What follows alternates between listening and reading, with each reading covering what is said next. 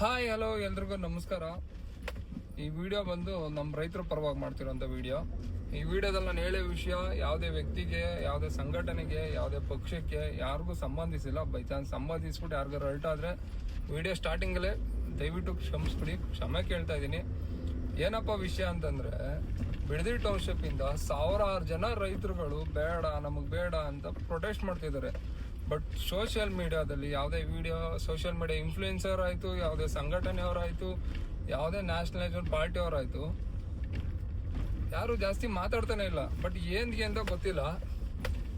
ಪ್ರತಿಯೊಬ್ರು ರೈತರ ಮಕ್ಳೇ. ನಮ್ಮ ತಾತ ಇಲ್ಲ, ಮುತ್ತಾತ, ಮೊದ್ಲಿದ್ದವ್ರು ಯಾರೇ ಆದ್ರೂ ವ್ಯವಸಾಯನೇ ಮಾಡಿರೋದು. ಏನೇ ಕೆಲಸ ಬರೋಕ್ ಮುಂಚೆ ಫಸ್ಟ್ ಜನ ಎಲ್ಲ ಮಾಡ್ತಿದ್ದಿದ್ ವ್ಯವಸಾಯನೇ. ಯಾವ್ದಾದ್ರು ಒಂದ್ ರೀತಿಲಿ ಪ್ರತಿಯೊಬ್ರು ರೈತರ ಮಕ್ಳೇ. ಇಲ್ಲ ನಮ್ಮ ತಾತ ರೈತ ಆಗಿರ್ಬೋದು, ಇಲ್ಲ ಮುತ್ತಾತ, ಇಲ್ಲ ಅವ್ರ ತಾತನಾದ್ರೂ ರೈತ ಆಗೇ ಇರ್ತಾನೆ. ರೈತರ ಮಕ್ಳೇ ಪ್ರತಿಯೊಬ್ರು. ಈಗ ರೈತರ ಮಕ್ಳಾಗಿ ರೈತರ ಬಗ್ಗೆ ಮಾತಾಡಿಲ್ಲ ಅಂದ್ರೆ ತಪ್ಪಾಗ್ಬಿಡುತ್ತೆ. ಬಿಡದಿ ಟೌನ್ಶಿಪ್ ಮಾಡಿ ನಾವು ಅಭಿವೃದ್ಧಿ ಮಾಡ್ತೀವಿ ಅನ್ನೋದಕ್ಕಿಂತ ಇಂಪಾರ್ಟೆಂಟ್ ಆಗಿ ಅಭಿವೃದ್ಧಿ ಮಾಡಕ್ ಬಿಡದಿ ಟೌನ್ಶಿಪ್ ಮಾಡ್ಬೇಕು ಅಂತ ಏನಿಲ್ಲ. ಅಭಿವೃದ್ಧಿ ಮಾಡಕ್ ತುಂಬಾ ಕೆಲ್ಸಗಳಿದೆ. ಬೆಂಗಳೂರಲ್ಲಿ ಎಷ್ಟು ರೋಡ್ಗಳು ಹಾಳಾಗಿದೆ, ಒಳಚರಂಡಿ ವ್ಯವಸ್ಥೆ ಹಾಳಾಗಿದೆ. ಮಳೆ ಹುಯ್ದ್ರಂತೂ ರೋಡ್ಗಳೆಲ್ಲ ತುಂಬೋಗ್ಬಿಡುತ್ತೆ. ನಾವು ರೋಡಲ್ಲಿ ಗಾಡಿ ಓಡಿಸ್ತಾ ಇದೀವ, ಇಲ್ಲ ಅಂದ್ರೆ ಕೆರೆಯಲ್ಲಿ ಓಡಿಸ್ತಾ ಇದೀವ, ಒಂದು ಗೊತ್ತಾಗಲ್ಲ. ಆ ತರ ಇರುತ್ತೆ. ಅದನ್ನ ಫಸ್ಟ್ ಡೆವಲಪ್ ಮಾಡಿ. ಇನ್ನು ಉತ್ತರ ಕರ್ನಾಟಕದ ಕಡೆ ಹೋಯ್ತಂದ್ರೆ ಅಲ್ಲೇನು ಡೆವಲಪೇ ಮಾಡಿಲ್ಲ. ಹಂಗೆ ನಮ್ಮ ರಾಹುಲ್ ಗಾಂಧಿ ಸರ್ಗೆ ಹೇಳೋದು, ಸರ್ ನಮ್ಗೆ ಸಂವಿಧಾನ ಬುಕ್ ಇಟ್ಟು ಕೊಡಾಡ್ತಿರಲ್ಲ, ಅದ್ರ ವ್ಯಾಲ್ಯೂ ತಕ್ಕನಾಗಿ ದಯವಿಟ್ಟು ಸಂವಿಧಾನದ ಪರ ನಮ್ಮ ರೈತರಿಗೆ ನ್ಯಾಯ ಕೊಡಿಸಿ ಸರ್. ದಯವಿಟ್ಟು ನಿಮ್ದೇ ಸರ್ಕಾರ, ನೀವೇ ಹೈಕಮಾಂಡು, ನೀವ್ ಹೇಳಿದ್ರೆ ಕೇಳ್ಬೋದು.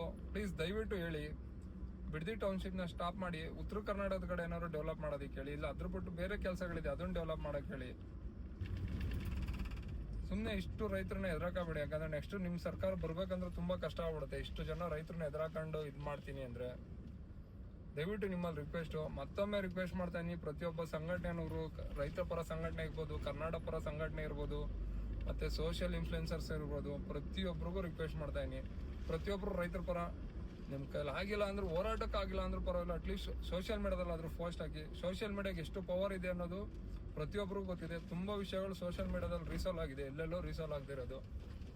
ದಯಮಾಡಿ ಪ್ರತಿಯೊಬ್ಬರಿಗೂ ಕೇಳ್ಕೊಳ್ಳೋದು, ಪ್ರತಿಯೊಬ್ಬ ಸೋಷಿಯಲ್ ಮೀಡಿಯಾ ಇನ್ಫ್ಲುಯೆನ್ಸರ್ಸ್ಗೆ, ಪ್ರತಿಯೊಬ್ಬರಿಗೂ ಮತ್ತೆ ರೈತರ ಸಂಘಟನೆಯವ್ರಿಗೂ ಪದೇ ಕೇಳ್ಕೊಳ್ತಾ ಇದೀವಿ. ರೈತನೇ ದೇಶದ ಬೆನ್ನೆಲುಬು ಅಂತಾರೆ. ಆ ರೈತನ ಬೆನ್ನುಮುರಿಯೋ ಕೆಲಸ ಆಗ್ತಾ ಇದೆ ಈಗ. ದಯಮಾಡಿ ಪ್ರತಿಯೊಬ್ರು ಈ ವಿಡಿಯೋನ ಪ್ರತಿಯೊಬ್ಬರಿಗೂ ಶೇರ್ ಮಾಡಿ. ಪ್ರತಿಯೊಬ್ರು ನಿಮ್ ಕೈಲಿ ಆದಷ್ಟು ಡೈರೆಕ್ಟ್ ಆಗಿ ಹೋರಾಟ ಮಾಡೋಕ್ಕಾಗಿಲ್ಲ ಅಂದ್ರೂ ಪರವಾಗಿಲ್ಲ, ಅಟ್ಲೀಸ್ಟ್ ಸೋಷಿಯಲ್ ಮೀಡಿಯಾದಲ್ಲಿ ಒಂದೊಂದು ಪೋಸ್ಟ್ ಹಾಕಿ. Stop Bidadi township. Thank you.